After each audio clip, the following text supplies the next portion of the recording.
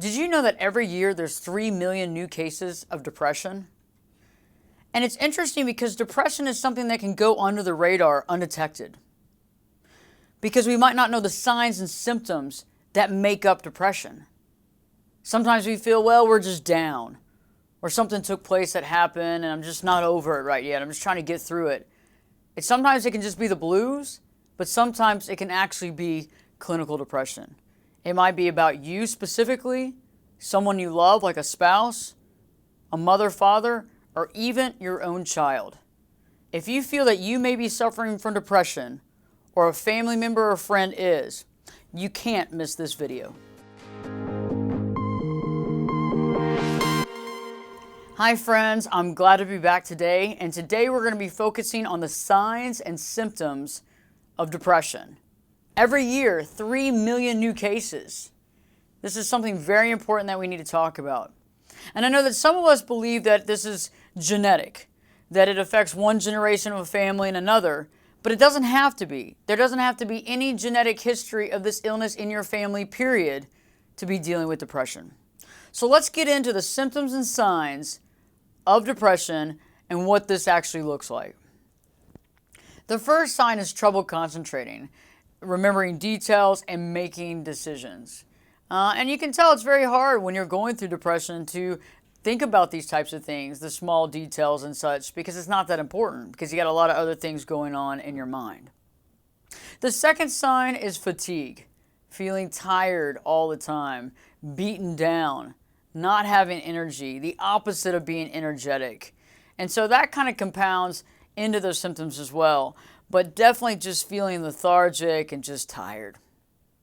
The third sign, feeling guilty, feeling worthlessness, feeling helplessness.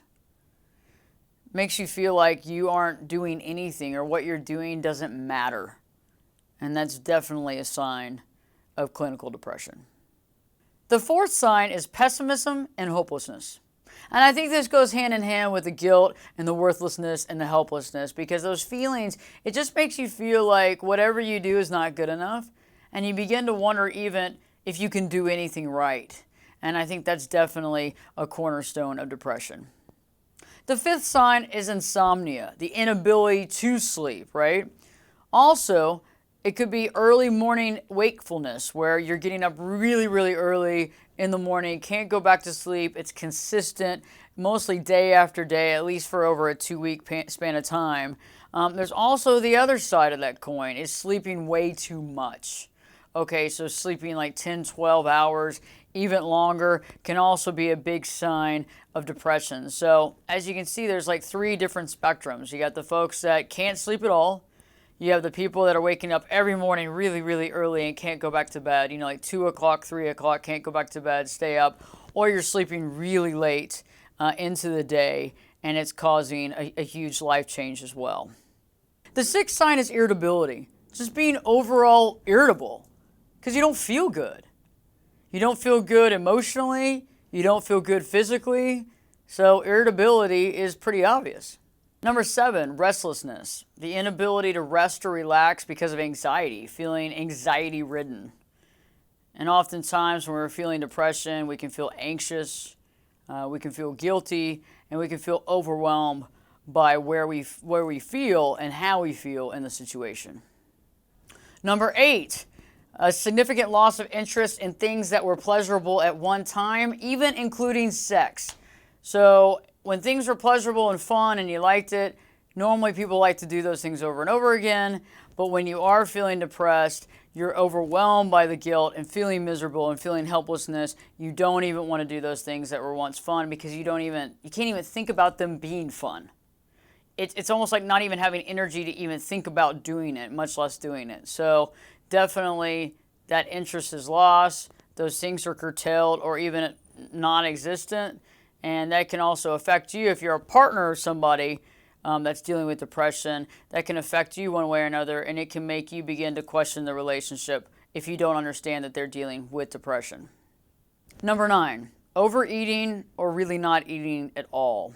As a therapist in my office, I've seen clients walk in who have either been overeating, trying to fill that void, trying to fill that depression.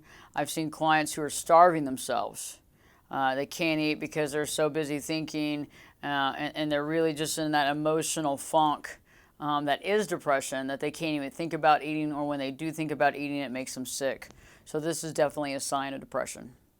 The 10th indication is, you got pains, you got aches, you got headaches, you got cramps. You just don't feel good.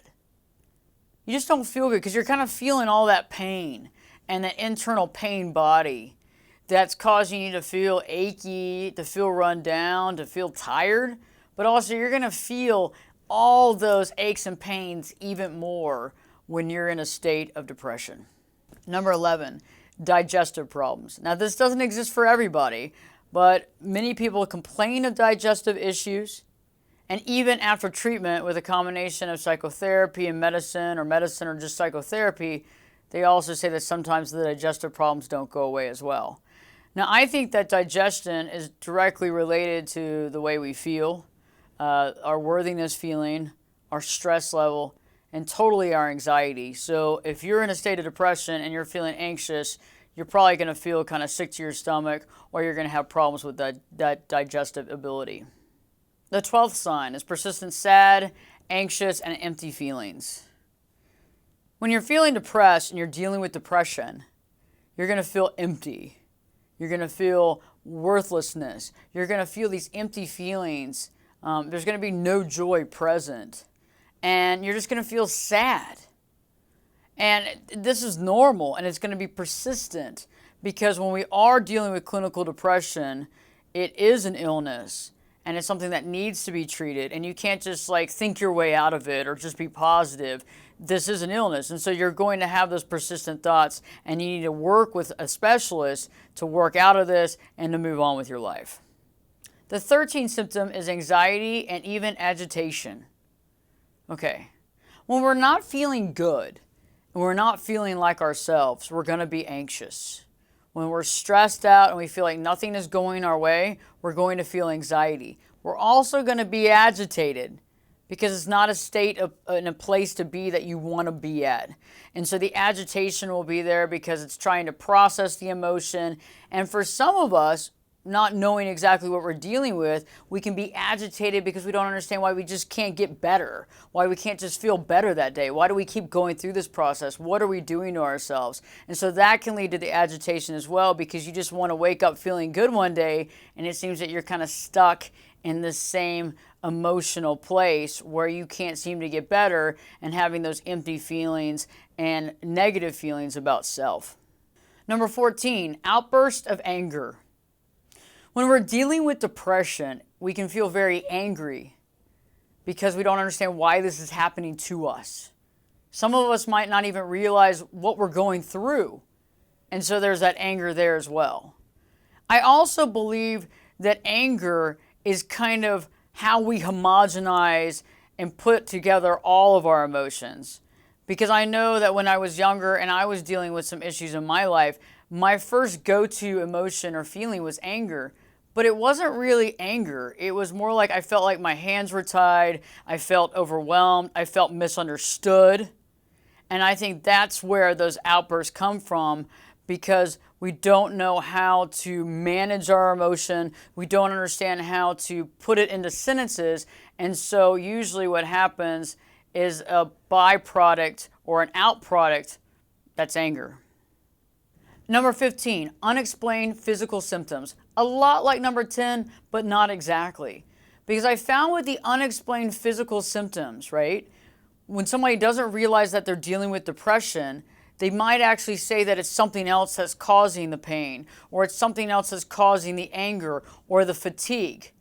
And I've seen clients in my office where the family have come in with them, and they've actually called them hypochondriacs because they said there's constantly something else ailing them.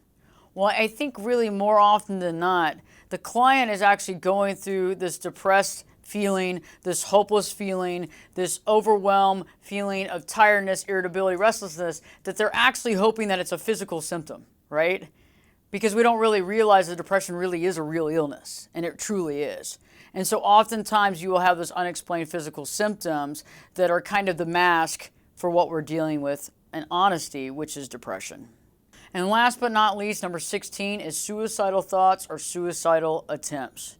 This is a big one. And not everybody that's dealing with clinical depression has gotten here or will get here.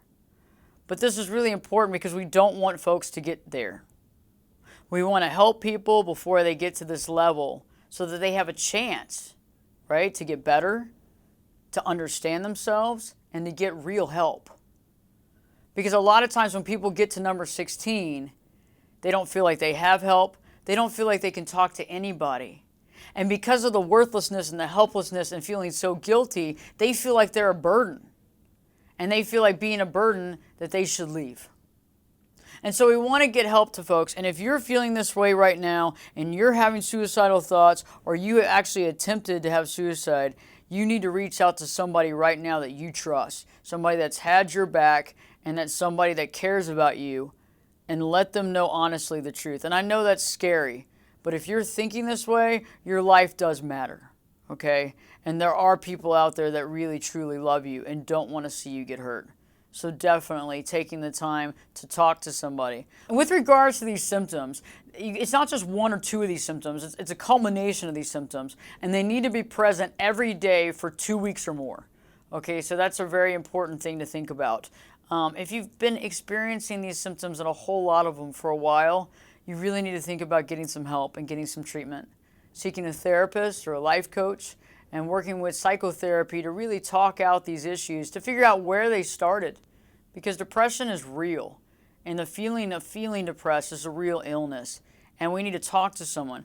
Also, a combination of psychotherapy and medicine is very important too. I do believe that there's a time period where medicine really helps, and then there's a time when we need to wean ourselves off of it, but it's different for every single person. And you're a unique individual that needs a unique process, and so you've got to figure out what that is. If you're dealing with a family member or a spouse with the situation, really thinking about opening the lines of communication, because if you're seeing it and they're not seeing it, eventually you're going to have to talk about it, because it can feel like you're walking on eggshells if you have been trying to bring it up, but it seems like it's falling on deaf ears or they're not interested. But eventually it has to be talked about, but it has to be done in a very safe way, non-argumentative, and in a place where they feel like you actually do care about them. And so I'm definitely going to do a video here in the next week or so on how to really understand how to help your spouse deal with that and try to help them to get the help that they need, the treatment that they need to get better and to get better faster. If you thought this video on depression was useful, please leave us a like. If you haven't already, please subscribe to the channel. And if you have some other comments or thoughts on depression, love to hear from you. Love to hear your perspective. Please add those comments below the video, because remember, this is an environment of people trying to help other people. We want to be there for people. We want to be strong and helpful. And so if you have some information that I didn't offer in this video, please put that out there, because information and knowledge is power. In the meantime, don't forget to live your true life. All right, so what does it mean to live your true life?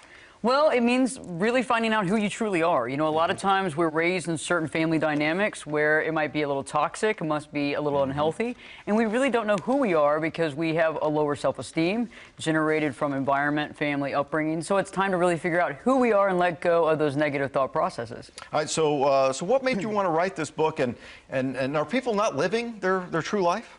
I don't think people really realize what their true life is. And so it's not that they don't want to live their true life. They really are trying the best they can, but I think we don't know because we have a limited knowledge base, right? So the